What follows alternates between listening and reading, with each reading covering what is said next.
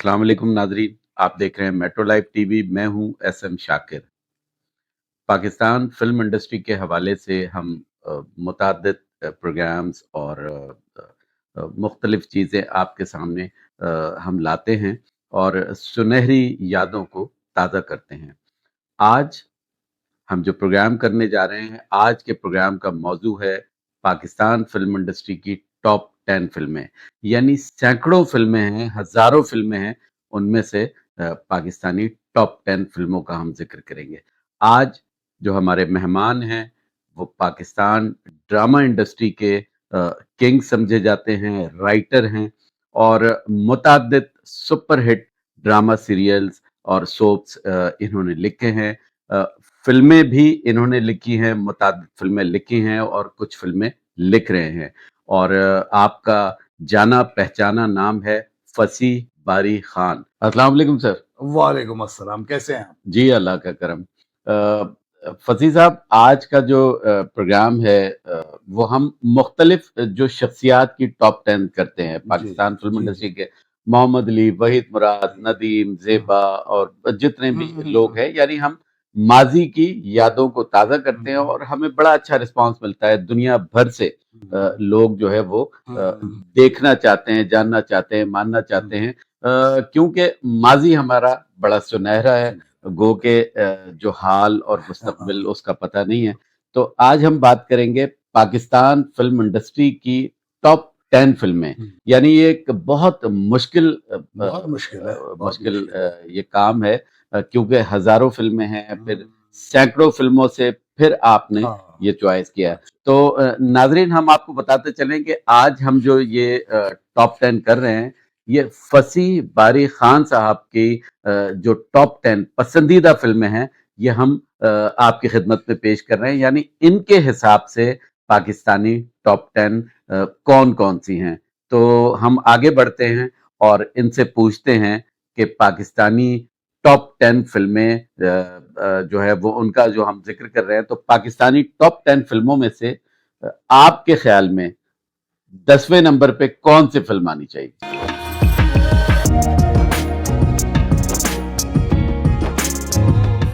अच्छा, शाकिर साहब, एक तो ये है कि बड़ा ही मैं कहता हूँ मुश्किल तरीन वो है ना कि आप उसमें से 10 और टॉप 10 आप जब फ़िल्में निकाल रहे होंगे, तो बहुत से लोग होंगे, जिनकी राय आपकी राय से नहीं मिल रही होगी। तो बिल्कुल। मैं ये कहूँगा उनके लिए कि ये मेरी पसंद है और ज़रूरी नहीं है कि आप इससे मुत्तफ़िक हो और इसमें ब काफ़ी फ़िल्में ऐसी हैं जो इतनी कामयाब भी नहीं रहीं, लेकिन ज़ाहिर-सी बात है क्योंकि वो मेरे दिल से करीब हैं, तो इसलिए मैं उन फ़िल्मों का और नाम ले रहा ये हम नाज़रीन को अक्सर बताते रहते हैं फसी साहब के फ्लॉप होना किसी फ़िल्म का हूँ। बिल्कुल हाँ, ये अच्छे या बुरा कोई होने का कोई क्राइटेरिया नहीं है। क्राइटेरिया नहीं है, बिल्कुल सही। फ़िल्म जो है वो क्लासिक होनी चाहिए। और आपके दिल को छूती हो जो भी जी। फ़िल्म हो। तो जनाब 10वें नंबर पे मैं नाम लूँगा नहीं अभी नहीं का, नज़रुल इस्लाम की फ़िल्म और मुझे याद है क्योंकि 81 की फ़िल्म है ये और वो दौर ऐसा था जब ज़ाहिर-सी बात है, हम भी इतने तो बड़े नहीं थे, मतलब 71 की मेरी है तो उस लिहाज़ से लगा लें कि मैं कितने साल का होऊँगा, लेकिन मुझे याद है कि वो फ़िल्म उसके जब ट्रेलर हम देखते थे और उस फ़िल्म की जब हम पब्लिसिटी देखते थे, तो पता नहीं लगता था कि ये फ़िल्म जो है ना, ये कुछ एक अलग कहानी सुना रही है आपको। मतलब उस दौर में जो हीरो-हीरोइन का एक इमेज था, जो होते थे, बढ़ती हुई उम्र के हीरो-हीरोइन आ रहे होते थे और बड़ी मैच्योर टाइप की कहानियाँ होती थी। उसमें जब आपको लगता था कि आपको लड़के नज़र आ रहे हैं जो 15-16 साल के लड़के हैं और जो मतलब ग्रोइंग एज है उनकी और जो उनके मतलब मैं कहता हूँ जो उनके मसाइल हैं, जो जो कभी डिस्कस नहीं किए जाते थे। ठीक है, वो कहानी जो ली उन्होंने, वो समर ऑफ 42 टू से ली उन्होंने और लेकिन उसके बावजूद मैं कहता हूँ कि जो यहाँ के माहौल में उस फ़िल्म को इन्होंने वो किया है, नज़रुल इस्लाम ने ख़ास तौर पे। मैं कहता हूँ कराची को जितना रियलिस्टिक वे में नज़रुल इस्लाम ने दिखाया है इसमें। फिर बाद में एक और फ़िल्म भी है जिसमें कराची को बहुत अच्छा दिखाया गया और मैंने उसका भी नाम इसमें अपनी टॉप 10 फ़िल्मों में रखा है। लेकिन मैं कहता हूँ उसमें जो नौजवानों की जो फीलिंग्स होती है, जो पहला आपका प्यार होता है, जो आपकी पहली मोहब्बत होती है और मैं अभी भी नहीं भूलता जो सीन है शबनम का फेयरऑल वाला कि जिसमें वो साड़ी का पल्लू, वो बारिश में भीग रही है और वो कर रही है, वो स्क्रीन पे मतलब मेस्मराइज़ कर देता था। और मतलब हम मुझे तो याद है कि जब मैंने नहीं अभी नहीं देखी थी, मेरा दिल चाहता था मैं इस फ़िल्म को बार-बार देखूँ। तो नहीं अभी नहीं को मैं इस लिहाज से बड़ी जिसे कहना चाहिए अपनी ज़िंदगी में इम्पोर्टेंस देता हूँ कि ये वो फ़िल्म थी कि जो एक जब आप बड़े हो रहे होते हैं और आप देख रहे होते हैं कि आपके इर्द-गिर्द क्या हो रहा है, आपके सिनेमा में क्या हो रहा है। तो वो जो फ़िल्म थी, उसका जो माहौल था, उसके जो कैरेक्टर्स थे, उसका जो स्क्रीन प्ले था, वो ग्रिप में कर लेता था। तो मतलब मैं अभी भी नहीं भूलता वो जब फैसल जाता है शबनम से मिलने के लिए और फिर वो बारिश में भीगा होता है, कपड़े चेंज करता है, जब वो चाय लेके आती है तो उसके जो हाथ काँप रहे होते हैं। फिर वो कराची की सड़कें, इस्लामिया कॉलेज का वो जहाँ वो साइकिल पे गाता हुआ जा रहा है, समा वो ख्वाब सा समा, वो चीज़ें बहुत ही मतलब दिल को छूती थी। फिर रॉबिन घोष का म्यूज़िक मतलब एक उसका बड़ा अंडररेटेड गाना मुझे लगता है, उसने देखा मैंने देखा, दिल में शोला सा जगमगाया।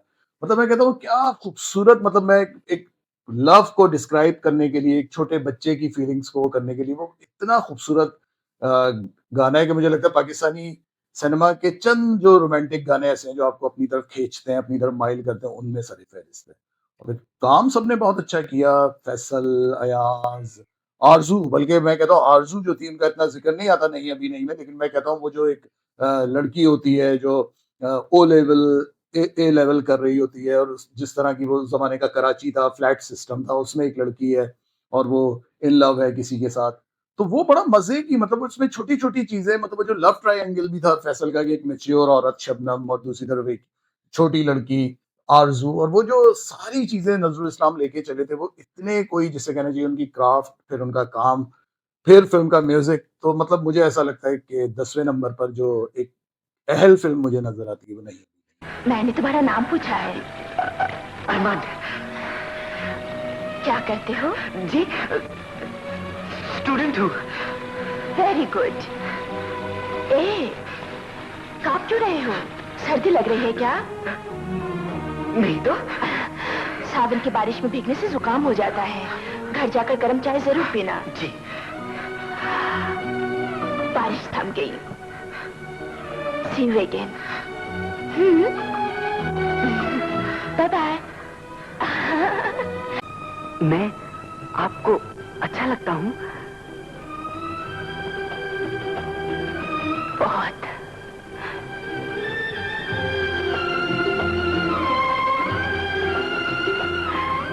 तुम्हें देखकर जानते हो कैसा लगता है?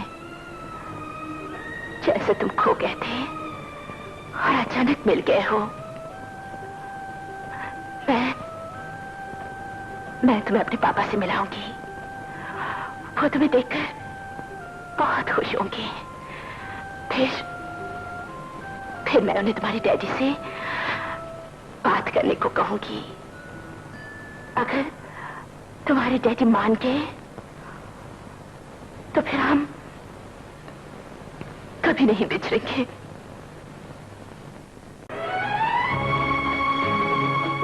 तुम्हें अपनी मिसेस बनाऊंगा। मगर इससे पहले मुझे भी तो कुछ बनना है। क्या बनोगे? तुम बताओ क्या बनूं? आओ मिलके सोचें।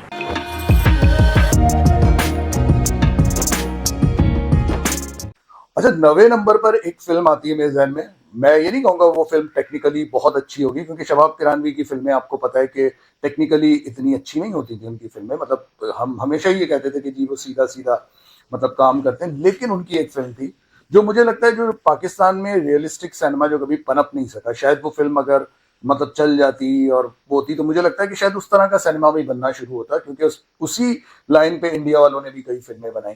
तो वो उस फ़िल्म का नाम है इंसान और फरिश्ता। मतलब वो फ़िल्म जो है उसके डायलॉग्स वो इतनी रियलिटी बेस्ड है, उसमें जो एक घर का माहौल दिखाया है उन्होंने। मतलब मुझे ऐसा लगता है एक बाप है जो मजबूर है, घर में फाके हैं, एक बहन है जो मतलब शादी की उसकी उम्र निकल रही है और वो पढ़ाती है बच्चों को। रूही बानो ने वो कैरेक्टर किया था और रूही बानो मतलब इंसान और फरिश्ता जब आप नाम लेते हैं तो सबसे पहले जो नाम आपके ज़हन में आता है वो रूही बानो का आता है। मतलब रूही बानो ने मैं कहता हूँ कि उन्होंने अपने किरदार को जी कर दिखाया है। मतलब एक-एक जो बारीकियाँ होती हैं ना और इतनी मुझे हैरत होती है कि वो इतनी यंग थी उस वक़्त जब उन्होंने रोल किया और वो नदीम उनके भाई बने होते हैं और निखट्टू भाई बने होते हैं और एक गाना भी शायद आप सबको याद होगा पप्पू यार तंग ना कर, बड़ा मशहूर हुआ था हमारे ज़माने में तो बड़ा स्ट्रीट सॉन्ग होता था ये।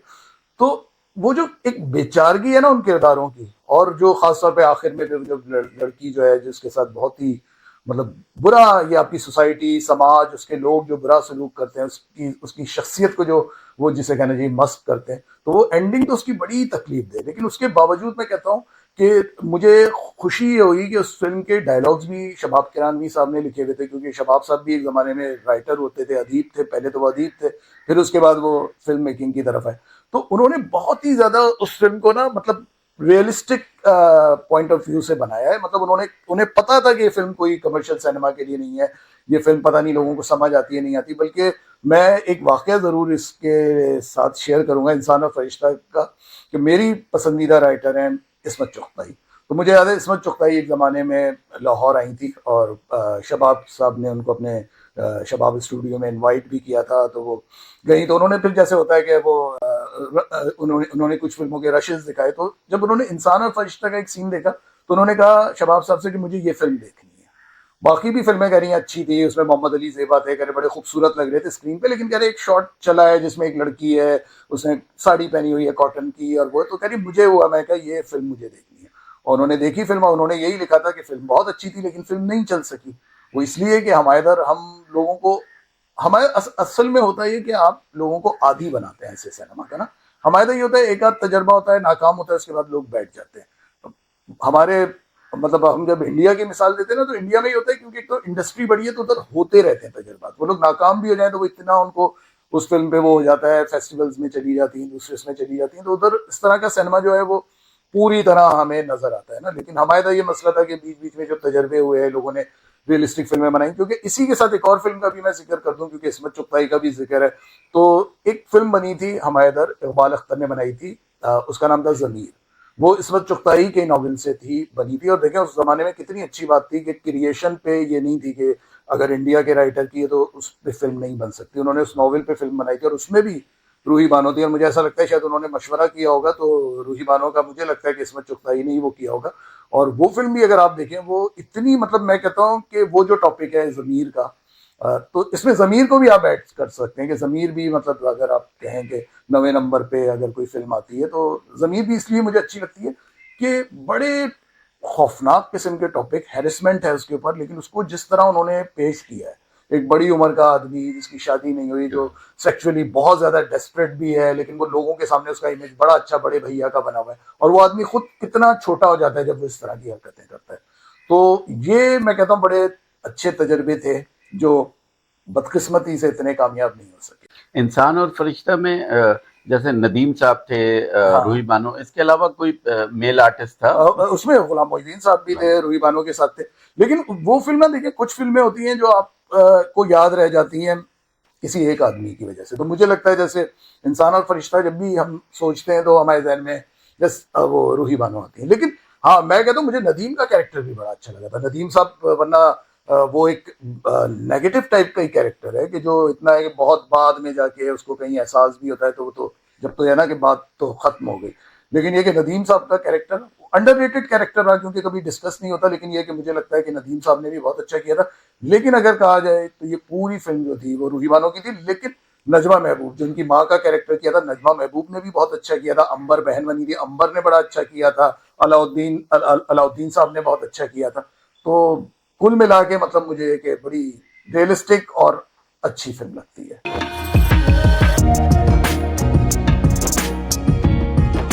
जो नंबर 8 पे होनी चाहिए पाकिस्तानी फिल्म मेरे हिसाब से, मेरे दिल के हिसाब से, वो है हमराज, ख्वाजा खुर्शीद अनवर की।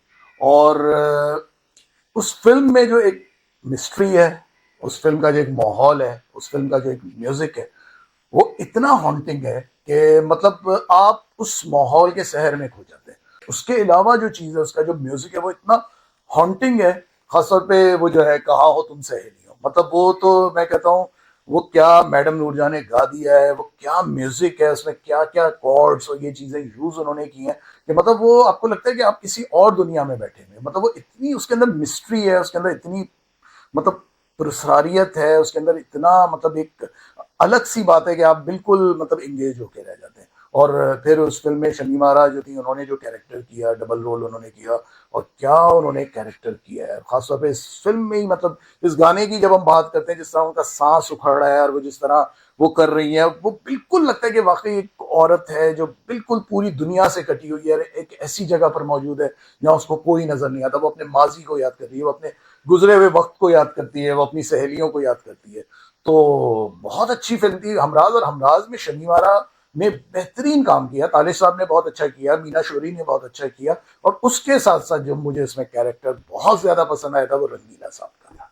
और डायरेक्शन के बारे में आप डायरेक्शन बहुत अच्छी, वही जो माहौल था उसको वो लेके चले और इतनी खूबसूरती से लेके चले कि देखिए उन्होंने हम वो कहानी ख्वाजा खुर्शीद अनवर की जितनी भी फिल्में हम अगर देखते हैं, ज़हर इश्क देखते हैं, हम उनकी चिंगारी देखते हैं, या हम उनकी दूसरी फिल्में देखते हैं, आप उनकी फिल्मों में देखें कि घूंघट देखें आप उनकी, तो वो एक माहौल लेके चलते हैं। जिस तरह उनकी मौसीकी है ना, वो बहुत अलग टाइप की मौसीकी है। उसी तरह उनकी फिल्मों का जो माहौल होता है ना, एनवायरनमेंट होता है, उनके जो किरदार होते हैं वो अलग होते हैं, वो उनमें एक क्लासिकियत आपको नजर आती है। तो उसमें रंगीला का कैरेक्टर है जो एक नवाब है, जो मतलब जहनी तौर पे पसमानदा है, मेंटली डिस्टर्ब है, तो वो जो किरदार उन्होंने किया है ना रंगीला ने, और मैं कहता हूँ इतना एफर्टलेस उन्होंने किया है। तो शमी मारा, रंगीला, तालिश, मीना शोरी, बहुत अच्छे अच्छे अदाकार और बहुत ही अच्छा म्यूजिक, बहुत ही अच्छी डायरेक्शन। तो मेरे ख्याल से 8वें नंबर पे हमराज होनी चाहिए।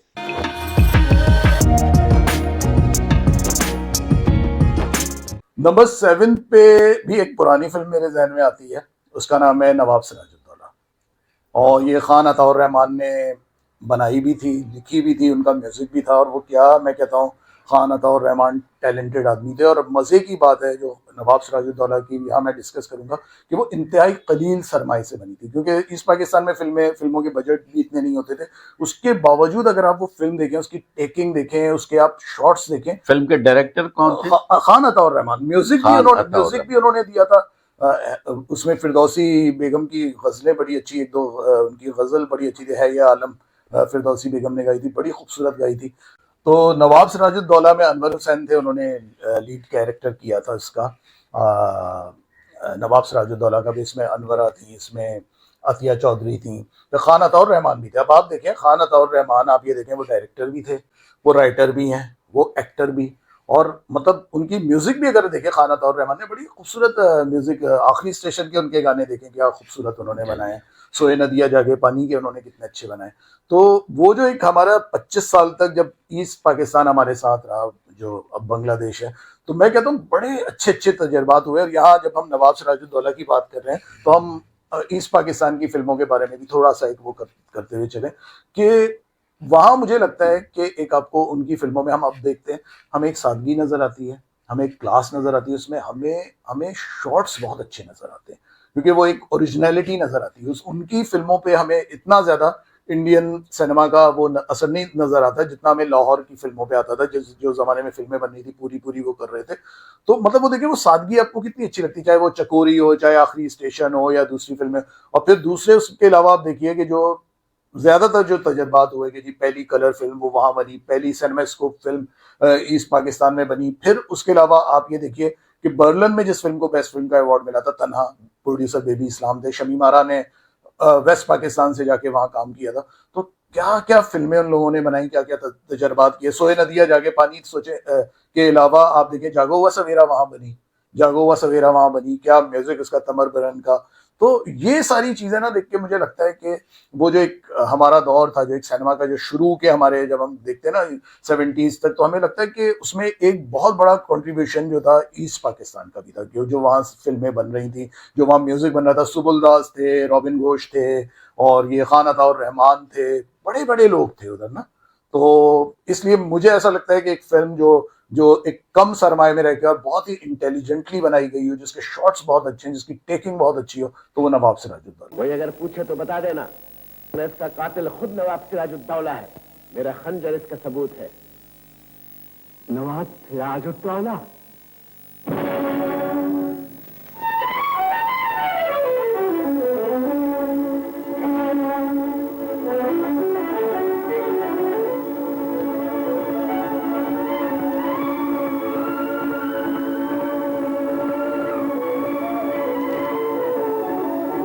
आलिया, जहाँ बना। तुम भी यही समझती हो कि बंगाल का नवाब सिर्फ ऐश और इशरत की जिंदगी गुजारता है? नहीं जहाँ तो बना। फिर ये कैसे समझ लिया जो बातें तुम जानती हो उसकी खबर नवाब को नहीं? मैं समझी थी आपके दुश्मन इस राज को पोशीदा रखने की कोशिश करेंगे जहाँपना। सारी कोशिशें कामयाब नहीं होती आलिया। ये तो सही है, हम लोग एक दूसरे के दोस्त नहीं, लेकिन हम दोनों एक ही ताकत के खिलाफ आवाज बुलंद कर रहे हैं। शायद ये रिश्ता दोस्ती से भी ज्यादा मुस्तहकम है। बताइए हम आपकी क्या मदद कर सकते हैं? मीर जाफर अली खां की नर्म दिली के साथ साथ उनकी ताकत का इल्म किसे नहीं, लेकिन फिर भी इस नए नवाब के दरबार में वो हर वक्त जिल्लत का निशाना बने रहते हैं। क्या ये सच नहीं खां साहब? सिपाहसालार आजम को इत्तला भिजवाई जाए। जो हुक्म जहांपना।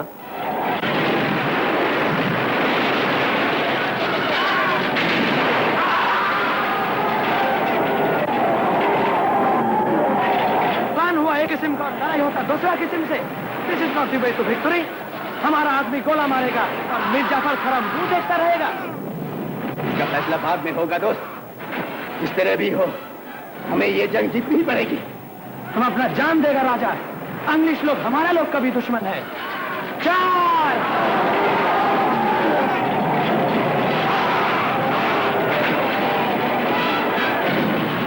इस जंग की कमान किसके हाथों में सौंपी गई थी जहांपना? तो आपके? तो फिर इस जंग की कार्रवाई की जिम्मेदारी आप मुझ पर छोड़ दीजिए और गैर जरूरी मशवरों से मुझे परेशान न कीजिए जहांपना। मीर जाफर की इस खुदसरी का मतलब क्या था गुलाम हुसैन? मेरा ख्याल है वो जहांपना से आंखें फेर लेने के लिए किसी बहाने की तलाश में है। जहांपना, मेरी तलवार की प्यास तुम्हारे खून से न बुझ सकी मीर जाफर। तुम्हें बेईमानी की सजा न मिल सकी, लेकिन मेरा दिल कहता है इस मुल्क के लोगों में जब तक बोलने की सकत बाकी रहेगी, उस वक्त तक वो तमाम धोखेबाजों और गद्दारों को मीर जाफर की औलाद के नाम से पुकारा करेंगे। मैं अगर एक आराम तलब जिंदगी गुजारना चाहता तो मुझे आज किसी से दुश्मनी मोल न लेनी पड़ती। मैं अगर तमाम लोगों की तमाम नाजायज ख्वाहिशात पूरी कर सकता तो इस मुल्क की इज्जत, आबरू, आजादी सब बेचकर ऐश इशत के समुंदर में डुबकियां लगा सकता था, लेकिन मैंने ऐसा नहीं किया। क्या इसीलिए मैं आज तुम्हारे सामने एक मुजरिम की तरह लाया गया हूं? आपने क्या चाहा और क्या नहीं चाहा, ये हम कैसे जान सकते हैं हुजूर? मैदान जंग में हजारों की तादाद में तुम्हारी फौज कठपुतली की तरह खड़ी रही। शिकस्त सामने से नहीं बल्कि पीछे से आई और उनके मुंह पर नाकामी की स्याही मल गई। क्यों? ऐसा क्यों हुआ? कौन देगा इसका जवाब? सिर्फ मैं, एक अकेला नवाब, या तुम्हारे सिपाहसालार आजम भी?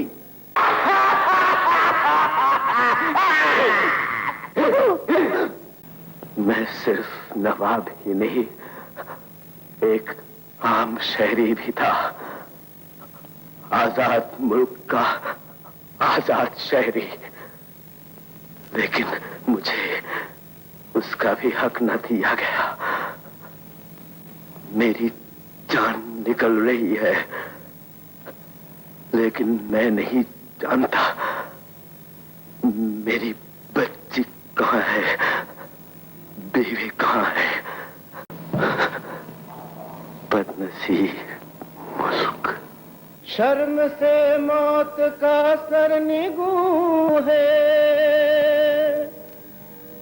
कोई देखे तो ये किसका खून है।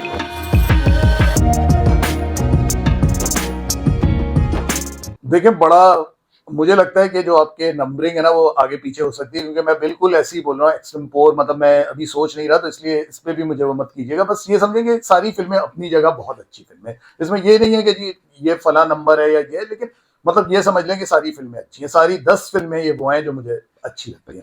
अच्छा, 10वें उसके बाद जब हम पहुंचेंगे कि किस पे, अब हम नंबर 6 पे पहुंचेंगे।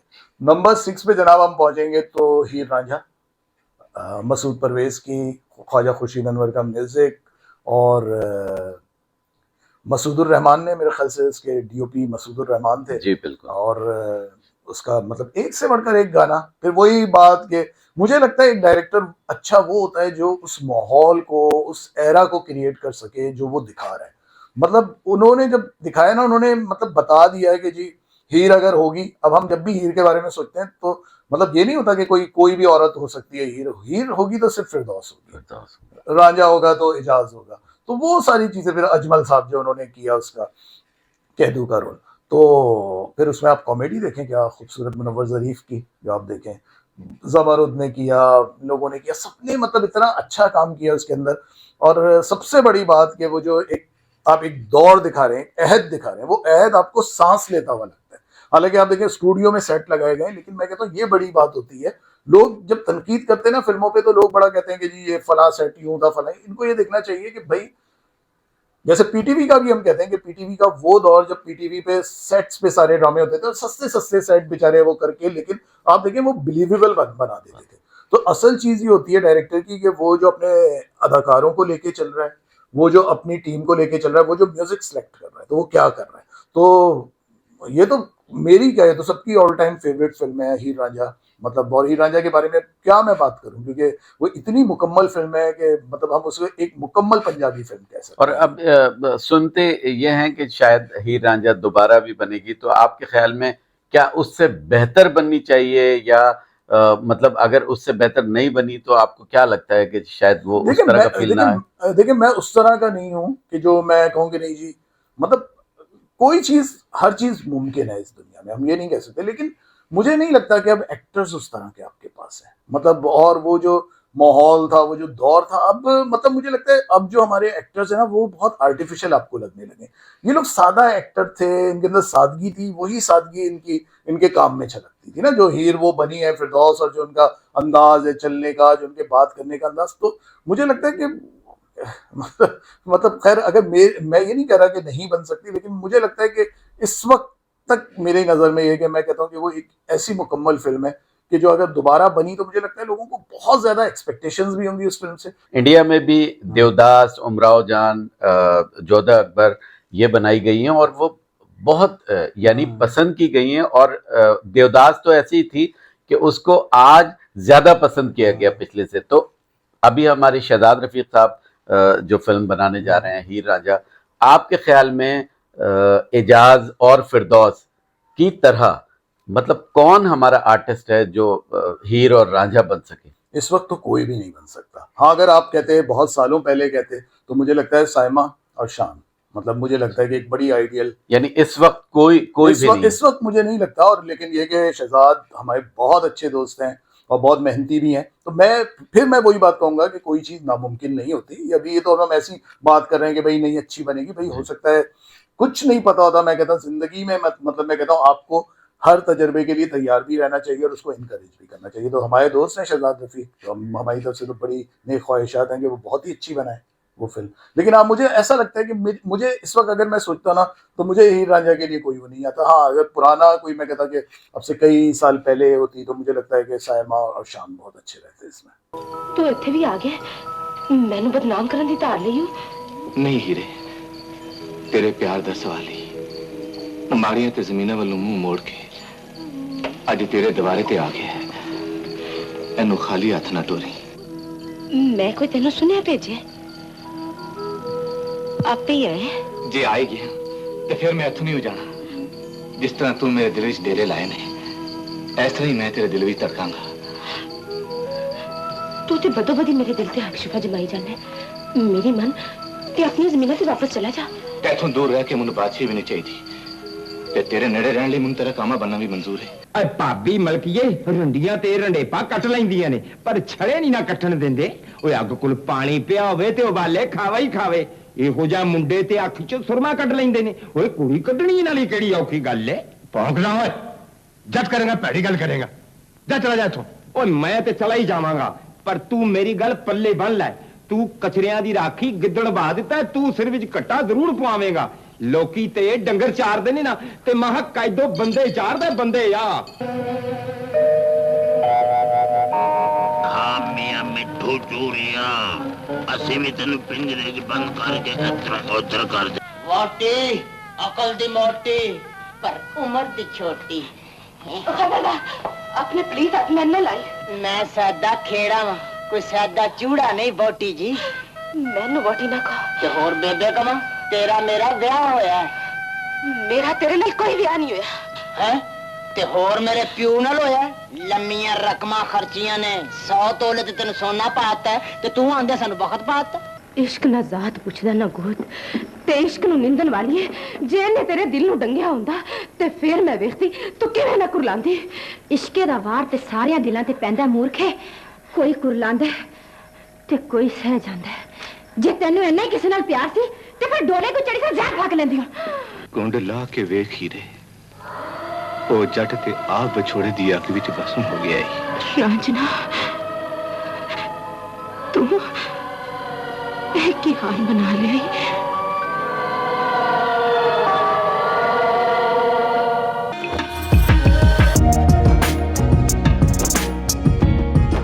मुझे एक फिल्म बहुत पसंद है और मैं क्योंकि देखिए मैं एक थोड़ा सा जाहिर सी बात है मैं राइटिंग में एक अलग मेरा एक अंदाज है तो मतलब ज़रूरी नहीं है कि वो अंदाज सबको अच्छा लगे। तो इसी तरह एक मेरा पॉइंट ऑफ व्यू भी है वो भी ऐसा है कि वो ज़रूरी नहीं है कि हर आदमी कहे कि जी ये सही बोल रहे हैं। हो सकता है बाज़ लोगों करे। मुझे असल में ना फिल्मों का इन्वायरमेंट सबसे पहले जब मैं कोई फिल्म देखता हूँ ना मुझे लगता है कि अगर उस फिल्म में मतलब वो किरदार जो है वो लग रहा है कि जो आप दिखा रहे हैं उससे मेल खा रहे हैं तो मेरा फिर मैं उससे जुड़ना शुरू हो जाता हूँ। उसकी कहानी से भी उसकी फिल्म से भी जुड़ना शुरू हो जाता है। तो मुझे फिल्म याद आ रही है ससुराल जो रियाज शाहिद साहब ने मतलब डायरेक्ट की थी और मतलब उनकी पहली फिल्म थी जो उन्होंने डायरेक्ट की थी ससुराल।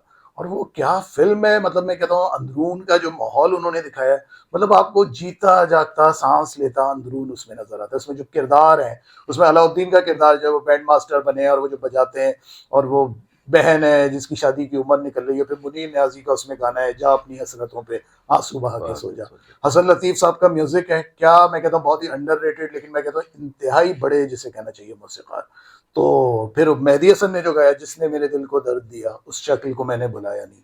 तो और क्या उसमें परफॉर्मेंसेस अलाउद्दीन ने बड़ी अच्छी उसमें निगहत सुल्ताना जो थी उन्होंने बहुत ही अच्छा काम किया बहुत ही अच्छा काम और किया। पहली फिल्म के हिसाब से डायरेक्शन आप क्या मुझे तो मैं कहता हूँ इतनी अच्छी डायरेक्शन है कि बल्कि इसका जिक्र बलराज साइनी ने अपने पाकिस्तान के सफरनामे में किया। वो इधर आए थे उन्होंने फिल्में देखी थी तो उन्होंने तो बाकायदा उसमें लिखा है कि जो हमारे जो बम्बई की फिल्म इंडस्ट्री है लोगों को सीखना चाहिए कि इतने कम बजट में इतनी अच्छी फिल्म इतनी रियलिस्टिक फिल्म कैसी बनाई जाती है। कि मतलब वो कहते हैं कि मतलब मैं बगैर किसी उम्मीद के गया था वो फिल्म देखने लेकिन मैं तो उस फिल्म से जुड़ के बैठ गया।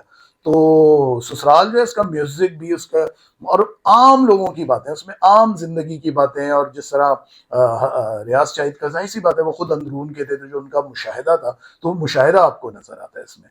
तो मैं ससुराल को कहूँगा। पहचानने की जरूरत नहीं मैं जरीना तुम मुझे पहचान लो मैं अहमद नहीं दीदा हूँ। अहमद ऊपर की मंजिल में रहता है।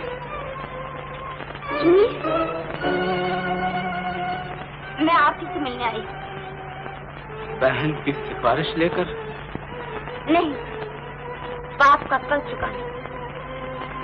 मतलब ये कि मुझसे नाइंसाफी की कीमत वसूल कर लीजिए जो बाबा ने आपसे की।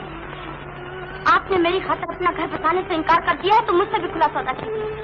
आप सफिया को कबूल कर लीजिए मैं भी आपसे शादी करूंगी। ये नहीं हो सकता इसलिए नहीं कि मैं नहीं चाहता बल्कि सिर्फ इसलिए कि सोसाइटी इस बात की इजाजत नहीं देगी। कानून इस बंधन को कबूल नहीं करेगा।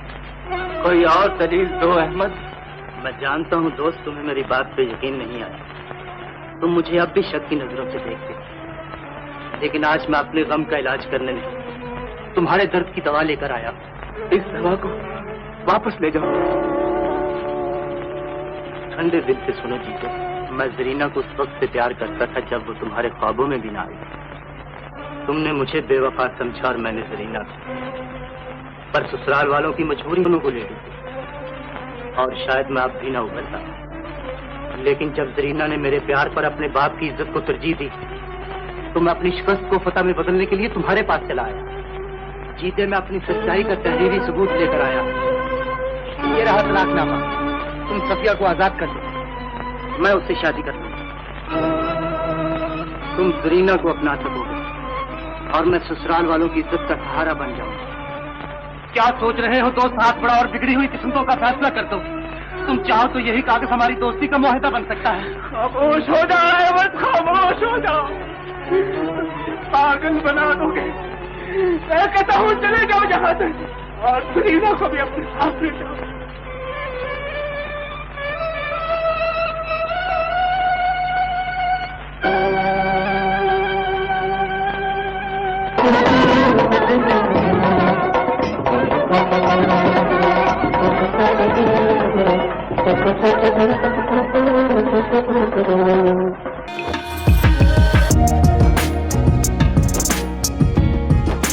जनाब बड़ा सख्त मुकाबला है और नंबर 4 पे अगर मैं सोचता हूँ तो मेरे जहन में जो फिल्म आती है उसका नाम है खामोश रहो। लेकिन नाम ही टाइटल आप देखें कितना मुनफरिद है इसका। और रियाज शाहिद ने लिखी थी। रियाज शाहिद उस दौर में बड़े जिसे कहना चाहिए अलग अलग मौजूआत मतलब हमें नज़र आते हैं उनके अंदर, वो बरतते थे और बड़ा उनका मुशाहिदा भी अच्छा होता था। तो खामोश रहो फिल्म थी और मैं कहता हूँ उस फिल्म में जो अलामतों का इस्तेमाल किया गया है, हमारे साथ तो कोई करता ही नहीं अलामत, तो मतलब हालांकि अलामतें बड़ी खूबसूरत लगती हैं जब होती हैं।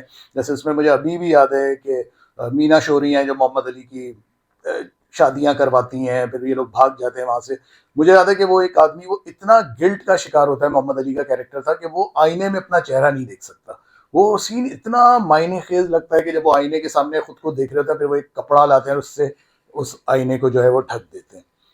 अच्छा, खामोश रहो कहानी उसकी एक तो बहुत ही जिसे कहना चाहिए अलग टाइप की कहानी थी उस वक्त के लिहाज से, और फिर वही बात कि बहुत ही रियलिस्टिक अंदाज में फिल्म बनाई हुई, कोई कमर्शियल एलिमेंट उन्होंने नहीं रखा। म्यूजिक में था कि म्यूजिक में कुछ गाने ऐसे हैं जो बड़े कमर्शियली भी उस जमाने में बड़े हिट हुए, जैसे मैंने तो प्रीत निभाई, सांवरिया रे निकला तू हटे। लेकिन मेरा जो फेवरेट है वो नाहिद न्यासी का था, जो उन्होंने गाया था जागने वालों जागो मगर खामोश रहो। सोचे क्या मतलब इनकलाबी शायरी उस दौर के लिहाज से लिखा, जाहिर सी बात है शायर इनकलाब हमारे हबीब जालिब साहब का लिखा हुआ।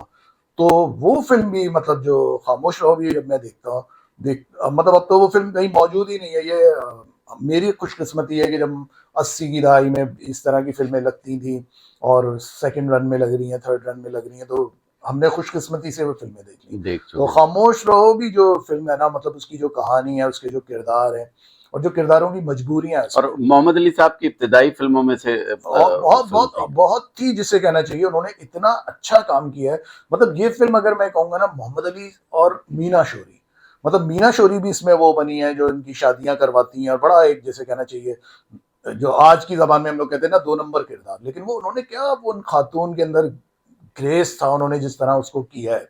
तो खामोश रहो मतलब ये वो फिल्म है जिसको ना रीमेक किया बाद में लोगों ने, मतलब कर भी नहीं सकते थे, क्योंकि वो जिस तरह वो फिल्मों को लेके चले थे, मतलब उस दौर के जो हमारे मेकर्स थे, वो मुझे लगता है कि उनके ज़हन में होता था कि भाई हम फिल्म अगर दिखा रहे हैं तो हमारे किरदार जो है ना वो लोगों के दरमियान से उठाए हुए किरदार हों।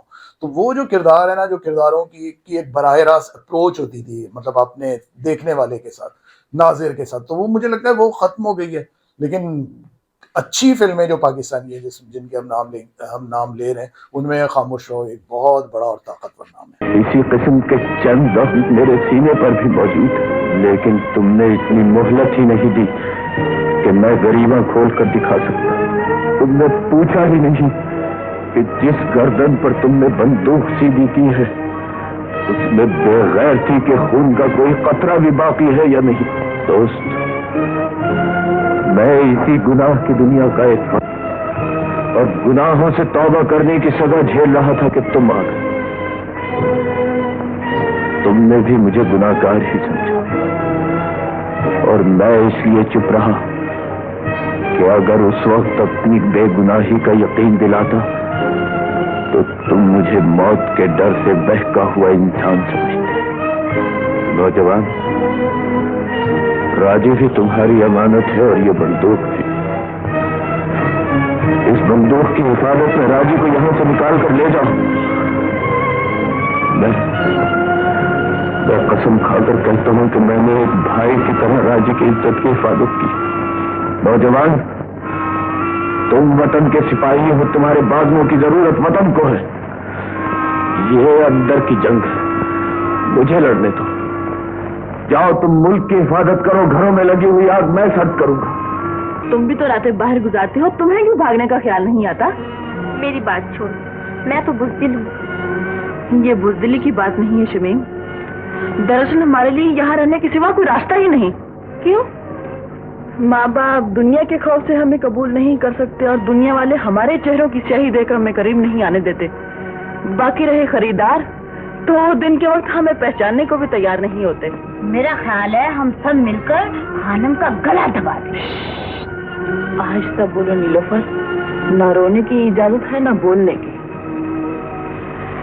बगावत हम नहीं कर सकते, फरियाद लोग नहीं सुन सकते, और अगर कोई दर्दमंद हमें आवाज भी नहीं देता तो बेहतर यही है कि हम भी चुप ही रहें, बिल्कुल अपने ज़मीर की तरह खामोश। औरत गंदगी का छींटा बन जाए तो हर आदमी उससे अपना दामन बचाने लगता है। इसका इलाज सिर्फ ये है कि तुम अपने आप को एक दामन बना लो और इस दामन पे अपने दागों से गहरा रंग चढ़ा लो। जमाने का हर फर्द इसी दामन के साए में पनाह लेगा। मेरे पास क्या लेने आई हो? ना मैं आपसे कुछ मांगने आई हूँ, ना इल्तिजा करने। सिर्फ एक सवाल करना चाहती हूँ, अगर आप उसका जवाब दे सकें तो। मतलब? क्या आप उन लाखों मर्दों में से एक है जिनके ख्वाब लड़कियां सुहागन बनने से पहले देखा करती हैं? क्या आप ही वो खाविंद हैं जो अपनी बीवियों की इज्जत के महाफिज कहलाते हैं? जवाब दीजिए। आज एक ऐसी जबान अपने सुहाग से सवाल करती है जिसे बचपन में से खामोश रहने का सबक दिया गया था। बोलिए, मैं इस भरमार में किस दर्दमंद का जाकर दामन पकड़ूं?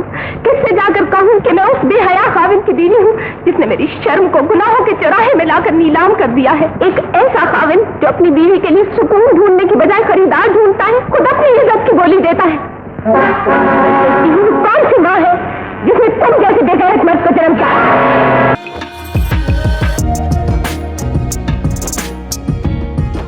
नंबर 3 पे एक पंजाबी फिल्म है करतार सिंह, जो मतलब सैफुद्दीन साहब जो बहुत ही अच्छे शायर, उन्होंने बनाई वो फिल्म। और बड़ी बात है कि मतलब उस दौर में कि जब हिंदू मुस्लिम मतलब ये जो किरदार है उनकी बड़ी वो चलती थी कि अगर इंडिया भी दिखा रहा होता था पार्टीशन का तो वो एक तरफा दिखा रहा होता था, हम भी दिखा रहे होते थे एक तरफा दिखा रहे होते थे। उन्होंने जो एक वो लिया ना पॉइंट लिया कि जो पार्टीशन हुआ उससे इंसानियत का कत्ल हुआ है, उसमें हिंदू मुस्लिम का कत्ल नहीं हुआ, उसमें इंसानियत का कत्ल हुआ है। और ये फिल्म सोचें कि उस वक्त मतलब 50s की बात है ये फिल्म, और ये फिल्म सेंसर में फंसी क्योंकि उनको समझ ही नहीं आ रहा था कि आप कैसे मतलब एक सिख किरदार को वो कर सकते हैं कि उसके लिए लोगों की हमदर्दियां पैदा कर रहे हैं। लेकिन वो फिल्म वो जब उस सोसाइटी की उस दौर की मतलब उन्होंने कहानी लिखी थी कि जब हिंदू मुसलमान साथ बैठते थे, खाते थे, साथ गाते थे, साथ फसलें काटते थे, तो वो जो है फिर उसके बाद जब ये आज़ादी की लहर चलती है और उसके बाद जो इंसानियत का कत्ल होता है, लोगों का कत्ल होता है, तो वो मतलब इतनी सेंसिटिव फिल्म है। और वही बात है कि इस तरह के सेंसिटिव टॉपिक ले लेना और फिर उसके बाद उनको मतलब इतनी मतलब जिसे कहना चाहिए हसासियत के साथ पेश करना कि मतलब वो टॉपिक जो है वो लोगों को भी पता चल जाए कि हाँ भाई ये ज्यादती हुई थी, मतलब ये ज्यादती हुई थी, दोनों तरफ से ज्यादती हुई थी। तो मैं कहता हूँ किसी को इस स्टेज पे लाके खड़ा कर देना और वो भी फिल्म की वजह से, मैं कहता हूँ बहुत बड़ी बात है। और अलाउद्दीन साहब का भी इसमें किरदार, अलाउद्दीन साहब तो अमर हो गए, अलाउद्दीन साहब तो मैं कहता हूँ अमर हो गए करतार सिंह के उसमें। फिर आप ये देखिए कि उसमें जो गाने उसके मतलब आज तक वो शादियों में देसांदा राजा मेरे बाबुल्ला प्यारा, सलीम इकबाल का म्यूजिक था मेरे ख्याल है उसमें, और जो मुक गई गमा वाली शाम और अमृता प्रीतम की जो उन्होंने नज्म उन्होंने उसके अंदर यूज की है। तो मतलब मुझे हैरत होती है कि अब जब हमारे पास सारे वसाइल भी हैं और हमारे सामने पूरी दुनिया खुली भी हुई है, मौज़ूआत तक हमारी रसाई है, और हम मौज़ूआत की किल्लत का शिकार हैं इस वक्त। और वो दौर के जब वो बहुत इब्तिदाई दौर था पाकिस्तानी सिनेमा का भी कि सब आ रहे थे लुटे पुटे और स्टूडियोज जल गए थे, सब अपने बलबूते पे कर रहे थे। लेकिन वही बात है कि जब एक जज्बा होता है ना आपके अंदर, तो वो जज्बा जो होता है ना वो हर तकदीर को बदल के रख देता है। तो सैफुद्दीन सैफ ने जो ये फिल्म बनाई, मैं कहता हूँ ये बहुत ही बड़ी फिल्म है, मतलब इसका टॉपिक जो है वो बहुत ही बड़ा है और इसके जो किरदार हैं वो बहुत ही जिसे कहना चाहिए आफाकी हैं। होश करो करतारिया, तेरा गला एडा खराब ना हो जाए कि वड ना पाए। पर तू एडा औखा क्यों बोलना?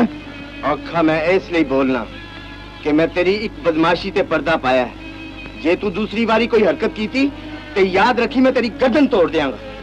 किताब बोलता है मुरीदा, ओए तू 4 दिन फौज दे के 30 मार खा बन गया, ओए तैनू ऐसी गर्मी क्यों आती है? ओए ओदा साड़ी पुरानी दुश्मनियां ते नाले ਅਸੀਂ भी सीखते हैं वो भी सीख तू भी बोलने वाला कौन ਹੁੰਦਾ? ਓਏ ਤੂੰ ਸਿੱਖ ਹੁੰਦਾ ਬਾਨਾ ਪਾ ਕੇ ਇੱਥੇ ਬਦਮਾਸ਼ੀਆਂ ਨਹੀਂ ਕਰ ਸਕਦਾ। ਮੈਂ ਇਸ ਪਿੰਡ ਦਾ ਪੁੱਤਰ ਹਾਂ। ਤੂੰ ਇਸ ਪਿੰਡ ਦੀ ਇੱਟ ਨੂੰ ਵੀ ਹੱਥ ਪਾਇਆ ਤਾਂ ਮੈਂ ਤੇਰੇ ਹੱਥ ਤੋੜ ਦਿਆਂਗਾ। ਆਪਾਂ ਤਿਆਰ ਹੀ ਤਿਆਰ ਹਾਂ। ਹੁਣ ਲੁਕ ਛੁਪ ਕੇ ਤੇ ਹਮਲਾ ਕਰਨ ਦਾ ਵੇਲਾ ਨਹੀਂ ਰਿਹਾ। ਇਹਨਾਂ ਦੇ ਮਕਾਨ ਲੁੱਟ ਲਓ, ਇਹਨਾਂ ਦੇ ਖੇਤਾਂ ਨੂੰ ਅੱਗ ਲਾ ਦਿਓ ਤੇ ਇਹਨਾਂ ਨੂੰ ਰਾਵੀ ਪਾਰ ਪਾਕਿਸਤਾਨ ਪਹੁੰਚਾ ਦਿਓ। ਆਹੋ ਜੇ ਇਹ ਉਡੀਕ ਤੇਰੇ ਲਈ ਮੁਸ਼ਕਿਲ ਹੈ ਤੇ ਜੋ ਫੈਸਲਾ ਤੂੰ ਚਾਹੇ ਕਰ ਸਕਨੀ ਹੈ। फैसला की करना है ते मुश्किल का दी तुसी मेरे रहने का वादा करो। मैं क़यामत तक ताड़ा इंतजार कर सकनी है। रेशमा तू एक सिपाही दी मांग है। मैंने इजाजत है। अच्छा ते पर बच बचा के कार जाई। जमाने की अख बदली हुई है। सारा पिंड बरूद खाना बनया है।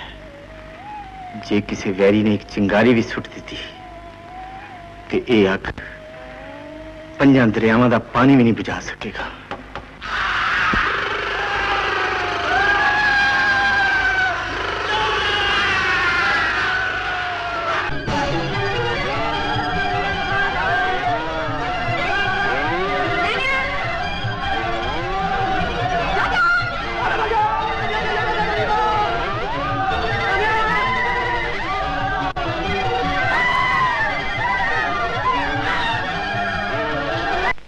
जनालिया इस हट तो बाज आ जा। क्यों तेरी मौत हक्का मारन ढई जे? सुनो जरनैल सिंह सिपाही है ते सिपाही दा पुत्र है। वो बड़ी बड़ी मौत दे कोलों लंघ चुका है। ये धमकियां किसी होर नूं देई जाके। ओए जे असीं इहनूं भरे मैदान विचों लिआंदा है ते घर दे अंदरों भी चक सकने आ। और मैं तेरे टोटे कर देंगा। जरनैल सिंह दा बुआ पूरी फौज नहीं टप सकती। तू की चीज है? याद रख ये उमरदीन दी भैन है ਜਿਹੜਾ ਪਿੰਡ ਦੀਆਂ ਕੁੜੀਆਂ ਕੋਲੋਂ ਆਪ ਪਰਦਾ ਕਰਕੇ ਲੰਘਦਾ ਸੀ, ਜਿਹੜਾ ਰਾਤਾਂ ਦੇ ਹਨੇਰੇ ਵਿੱਚ ਪਿੰਡ ਦੀਆਂ ਧੀਆਂ ਦਾ ਖਿਆਲ ਰੱਖਦਾ ਸੀ ਤੇ ਦਿਨ ਦਿਹਾੜੇ ਉਹਦੀ ਭੈਣ ਦੇ ਦੁਪੱਟੇ ਤੇ ਕੋਈ ਹੱਥ ਨਹੀਂ ਪਾ ਸਕਦਾ। ਜੇ ਇਹਦਾ ਵਾਲ ਵਿੰਗਾ ਹੋਇਆ ਤੇ ਪਿੰਡ ਨਹੀਂ ਵਸੇਗਾ। ਛੱਡੋ ਕਰਤਾਰਿਆ, ਇਹ ਤਾਂ ਮਰਨ ਨੂੰ ਥਾਂ ਤੇ ਲੱਭਦਾ ਹੀ। ਇਹ ਹਾਲਾਤ ਮੁੜ ਫੇਰ ਸੇ ਗੱਡ ਛੱਡਾਂਗਾ ਸੂ।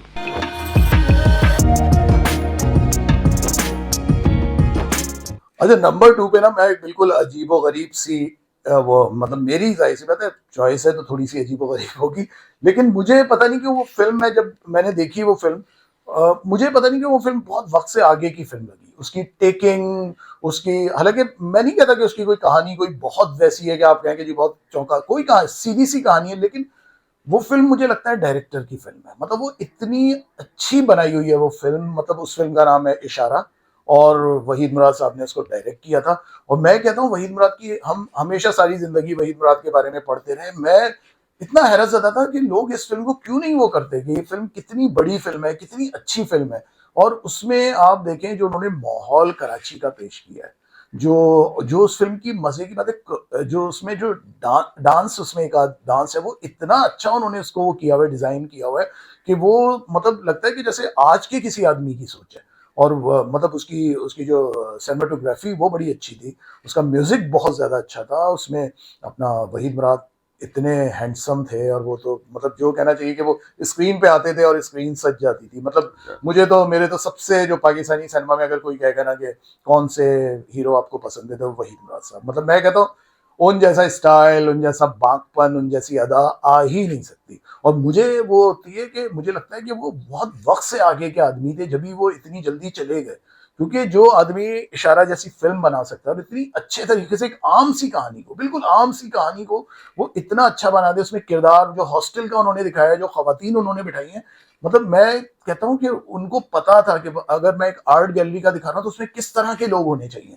जैसे अब तो हम देखते हैं ना फिल्मों में हम कोई दिखा रहे हैं, कोई पार्टी बहुत बड़ी दिखा रहे हैं, वो दिखा रहे हैं और उसमें हम देखते हैं कि जब वो आपने लोग इकट्ठा किए होते हैं उसमें तो वो हंसी आती है आपको देख के कि भाई ये कौन से वो है। तो उसमें मैंने देखा जो आर्ट गैलरी का सीन है जिसमें दीबा आती है तलत हुसैन के साथ और उधर वहीद मुराद से उनकी मुलाकात होती है, फिर रोजीना का उसमें जो किरदार है, मतलब मुझे इतनी अच्छी लगी उसकी छोटी छोटी चीजें, बारीकियों का उन्होंने ख्याल रखा। और ये फिल्म वो है कि जिसको मैं ये नहीं कहूंगा कि आप कहेंगे जिसकी कोई कहानी बहुत बड़ी, मैं कहता हूँ इसमें फनी बारीकियां, इसमें जो डायरेक्टर होता है ना वो आपको हर फ्रेम में नजर आ रहा है। यानी हम ये कह सकते हैं कि अगर बहसियत डायरेक्टर इनकी ये हाँ। फिल्म सुपरहिट हो जाती हाँ। तो एक अच्छा डायरेक्टर भी इंडस्ट्री जरूर होता है, क्योंकि उनका जो पढ़ा लिखापन, जो वो कहते हैं ना कि उन्होंने इंग्लिश में मास्टर्स किया था, वो बड़ा लिटरेचर से उनको होता, तो वो चीज उनकी नजर आती है। और देखिए बड़ी बात ये होती है कि भाई बहुत अच्छी आपने कोई कहानी ली, उसको आपने ट्रीटमेंट थोड़ा अच्छा ना भी दिया ना तो वो कहानी बड़ी वाह वाह उसकी हो जाती है। लेकिन एक आम सी कहानी, एक लव स्टोरी जिसको आप सिर्फ डायरेक्शन के बलबूते पर उसको आप इतना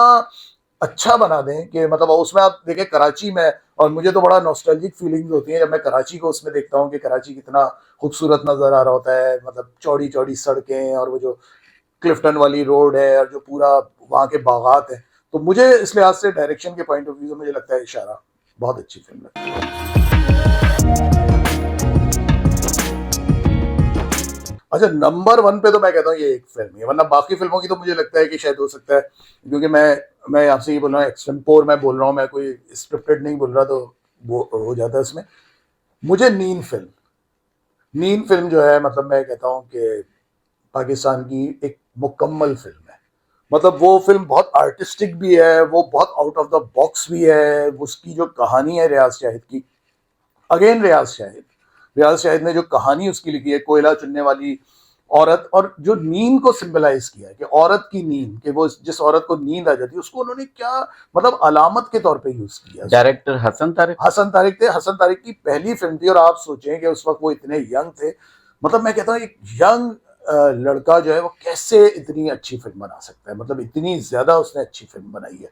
और मतलब मैं जब देखता हूँ उस फिल्म को तो मुझे तो मतलब मैं, चाहे वो रशीद अत्रे का म्यूजिक हो, चाहे उसमें एक्टिंग हो, बल्कि मुझे लगता है नूरजहां के क्रेडिट पे जो मैंने जितनी भी फिल्में ना, चाहे उन्होंने इंडिया में की है, यहाँ की है, मुझे लगता है सबसे अच्छा काम उन्होंने नींद में किया है।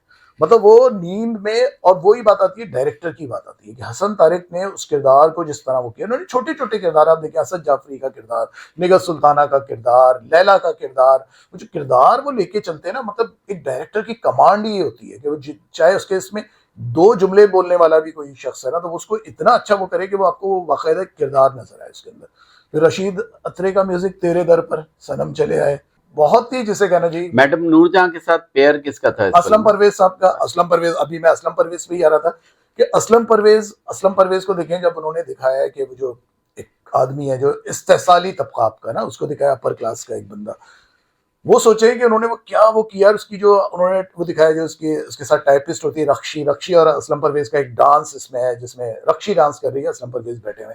मैं कहता हूँ कि क्या उसमें एस्थेटिक्स हैं, मतलब वही बात कि 50 की दहाई, ना इतने वसाइल ना कुछ, लेकिन मतलब आपने जो माहौल दिखाया ना, आपने अगर एक दिखाया है कोई आप इलीट दिखा रहे हैं उस वक्त की, तो वो आपको लग रही होती है कि आप स्क्रीन पे इलीट को देख रहे होते हैं। जिमी डार्लिंग, कभी तो हैप्पी दिखाई दिया करो dear, you are forever sad.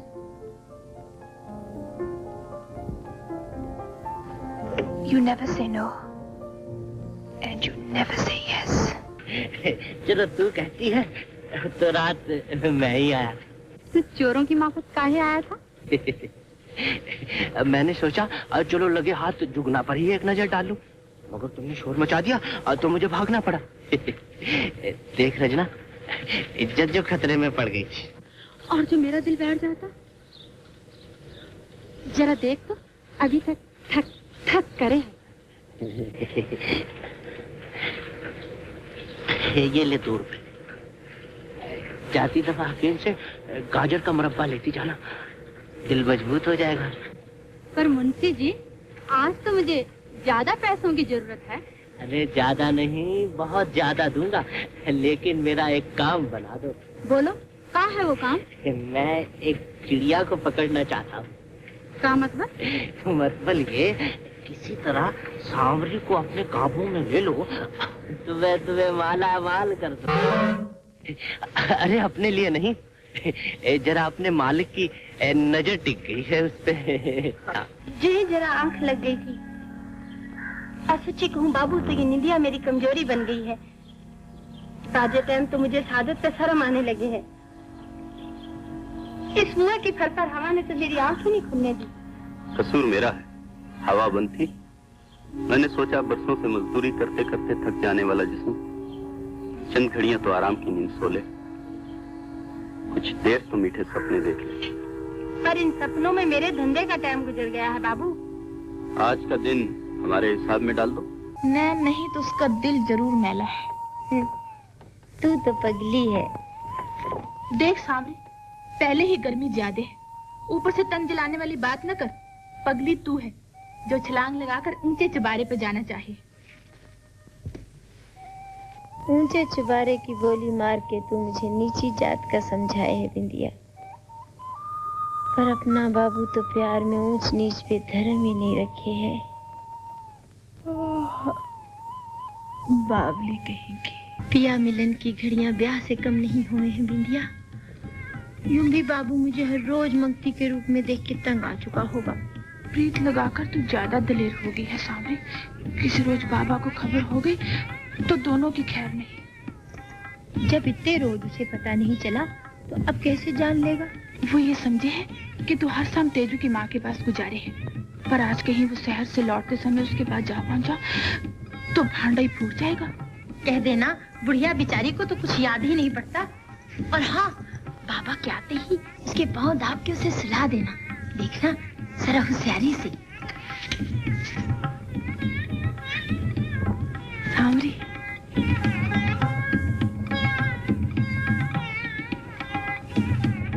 क्या है?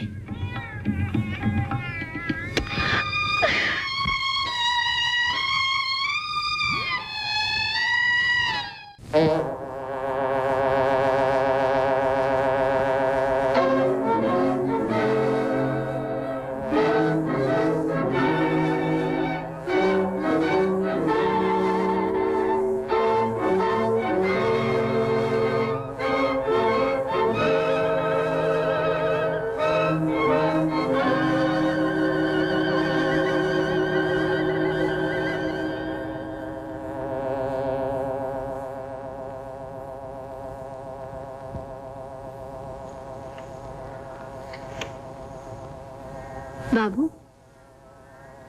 होश में आ बाबू। हाँ?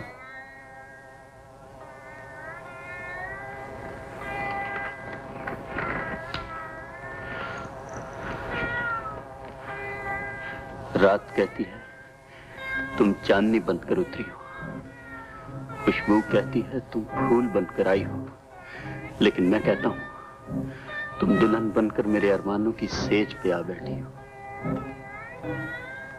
वो समय भी आ ही जाएगा बाबू। वक्त आ पहुंचा है सांवरी कि तेरी जवानी की मांग सितारों से भर दूं, तेरे हाथों में सुहाग की मेहंदी रचा दूं। बाबा से मिलके शादी तय कर ले बाबू।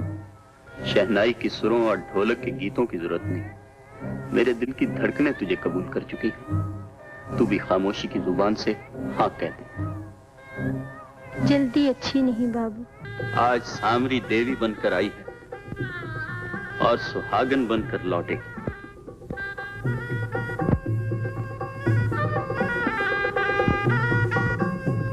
तो ये फिल्में हैं, ये सारी फिल्में बताइए। अच्छा, इसमें एक फिल्म मुझसे मिस हुई है, अब उसको कोई नंबर दे या नहीं दे, उसका नाम है बाजी। और मजे की बात है, जैसे हसन तारिक की पहली फिल्म नींद थी, इसी तरह एस सुलेमान की पहली फिल्म बाजी थी। और वो भी मैं कहता हूँ क्या मतलब, एक अकेली औरत जिसकी शादी की उम्र निकल गई है और मोहब्बत है उसे किसी से, लेकिन उस मोहब्बत का वो इजहार नहीं कर सकती। वो इतना इंट्रोवर्ट किरदार, और अगेन उसमें म्यूजिक इतना अच्छा, उसके डायलॉग्स इतने अच्छे। और तो वो बाजी फिल्म, यानी पाकिस्तानी जो नैयर सुल्ताना का फिर उसमें काम उन्होंने बहुत अच्छा। टॉप आपके ख्याल में जो फिल्में हैं, टॉप 10 उनमें वो शामिल की जा सकती है। मैं बाजी को भी बिल्कुल। फसी बारी खान साहब, क्योंकि आपका ताल्लुक ड्रामा इंडस्ट्री से है और फिल्म से भी आपका ताल्लुक है, फिर आप ओटीटी के लिए बहुत काम कर रहे हैं और पिछला और दौर हाजिर इस सब के बारे में बहुत बेहतर आप जानते हैं। तो ये कौन सी, ये जितनी टॉप 10 फिल्मों का हमने जिक्र किया, ये सारी ही क्लासिक फिल्में थी। कौन सी ऐसी फिल्में हैं जो दोबारा रीमेक की जा सकती हैं और हमारे जो बासलाहियत नौजवान डायरेक्टर हैं उनको आपके ख्याल में कि ये दोबारा रीमेक किया जा सकता है, वो बनाएं इस फिल्मों को, इन फिल्मों को? देखिए, जो जितनी भी फिल्में मैंने आपको बताई हैं, ये सारी फिल्में ऐसी हैं जो रीमेक हो सकती हैं। क्योंकि मुझे लगता है कि अब मुझे लगता है लोग मौज़ूआत को कबूल करने पे तैयार हो रहे हैं धीरे धीरे। जो जिस तरह हम देखते हैं कि जी नेटफ्लिक्स आ गया, अमेजोन आ गया, तो लोग अब रियलिस्टिक सिनेमा को कर रहे हैं। तो ये ज़्यादातर इसमें जितनी फिल्में ये सारी जो है बड़ी रियलिस्टिक फिल्में, तो इसको बनाया जा सकता है। जैसे बाजी आज के हद में भी एक बाजी हो सकती है, हर दौर में हो सकती है। असल में ये जो किरदार है ना, जो मैंने जो एक वजह एक उसके माहौल की वजह से, एनवायरनमेंट की वजह से इन फिल्मों को सिलेक्ट किया, दूसरे मैंने उनमें काम करने वाले जो लोग थे, उनके जो किरदार थे, उनके हवाले से किया। तो ये सारे किरदार ऐसे जो आज भी एग्जिस्ट करते हैं। खामोश रहो की कहानी आप देखें, मतलब हर जगह आज भी है। अब वो जाहिर सी बात है, दूसरी चीजें आ गई, दूसरे रिसोर्सेज आ गए, लेकिन अगर आप देखें कि अभी भी ऐसा हो रहा है कि लड़कियों को बेवकूफ बना के शादियां करते हैं, शादी करके लोग भाग जाते हैं। तो ये सारे जितने भी ये टॉपिक हैं, चाहे वो इनफैक्ट हैरेसमेंट पे, जैसे जमीर की मैं आपको बात कर रहा हूँ, तो ये क्या आज भी वही चीज है? ये सारे मौजू बल्कि आज भी उसी तरह मतलब आपकी सोसाइटी में मौजूद है। कोई टॉपिक ऐसा नहीं है मतलब कि जिसको हम कह सकें कि यार ये आज के दौर से मेल नहीं खाता। तो मुझे लगता है बनानी चाहिए। अब ये डायरेक्टर कौन होना चाहिए, क्योंकि अब वही बात है कि मुझे लगता है कि सेंसिटिविटी जो थी ना हमारे जो पुराने डायरेक्टर्स थे, चाहे वो हसन तारिक हों, चाहे एस सुलेमान, देखे ना बाजी, इतने यंग बच्चा, मतलब आप तसव्वुर ही नहीं कर सकते, बहुत ही यंग थे। मेरे ख्याल से वो 18-19 साल के थे जब उन्होंने ये फिल्म वो की है, अब पता नहीं उससे भी कम होंगे। तो मतलब मुझे हैरत होती है कि वो दौर के जब आपके पास ना रिसोर्सेज थे, ना आपके पास वसाइल थे, उसके बावजूद आप देखें कि कैसे कैसे मौजूआत आ जाते थे और कैसे कैसे तरीके से उनको ट्रीट किया जाता था। और हमारी एक्ट्रेसेस को कोई कॉम्प्लेक्स नहीं था, जैसे आजकल की एक्ट्रेसेस को है कि जी वो गांव की लड़की का भी किरदार कर रही हैं तो उन्होंने आर्टिफिशियल लैशेस लगाई हैं, मुंह को उन्होंने अपना 16 श्रृंगार किए हुए उन्होंने। तो मुझे लगता है कि पहले जो एक्टर्स थे ना, वो भी अपने किरदारों के अंदर डीपली जाते। और इस बात को मैं आगे बढ़ाता हूँ और फिर हम ये बात खत्म करते हैं कि बेटी एक फिल्म थी, उसको दोबारा रिमेक किया, उसके बाद जिद फिल्म को रिमेक किया, फिर लाजवाल को, लेकिन शायद पब्लिक ने उनको एक्सेप्ट नहीं किया। वो जो है ना बहुत ज्यादा कमर्शियल टाइप के एक तरह से मौजूद थे जो इन्होंने किया है, जिन फिल्मों को किया। मुझे लगता है ये आज के टॉपिक्स हैं ये, और ये मैं नहीं कह रहा कि फिल्म भी ना बने, अगर ये OTT के लिए या यूट्यूब के लिए इस तरह की चीजें, क्योंकि मुझे लगता है कि ये वो है टॉपिक्स के जो वक्त से आगे के टॉपिक्स थे। शायद इसी वजह से बहुत सी फिल्में जिन्हें एक्सेप्ट नहीं किया गया, लेकिन क्योंकि अब मतलब आपका एक्सप्रेशन बदल गया है कहानियों में, आपकी कहानियों की जो है बुनत बदल गई है, और अब लोग तैयार होते हैं इस तरह के काम के लिए कि जो थोड़ा सा आउट ऑफ द बॉक्स हो। तो मुझे लगता है और उसमें इतनी, मैं कह रहा हूँ, अनगिनत फिल्में जो मेरे ख्याल से जो आपको वैसे टॉप 20 करना चाहिए था, मुझे लग रहा है टॉप 10 में आता। आइंदा हम हो सकता है पंजाबी फिल्मों का आपसे जो है वो टॉप 20 कराएंगे। पंजाबी भी क्या क्या फिल्में बनी हुई हैं जिन पे हम बात कर सकते हैं। तो लेकिन ये कि बहुत अच्छा लगा मुझे, क्योंकि सबसे बड़ी बात होती है कि अपनी राय को दूसरों तक पहुंचाना और उस प्लेटफॉर्म से पहुंचाना कि जिसको लोग देखते हैं, मेट्रो लाइव को लोग देखते हैं। तो मेट्रो लाइव का शुक्रिया कि उसने मुझे मतलब इन्वाइट किया, और मुझे यकीन है कि आइंदा भी आप बुलाते रहेंगे। बहुत शुक्रिया फसीह बारी खान साहब, आपका बहुत शुक्रिया आपका भी।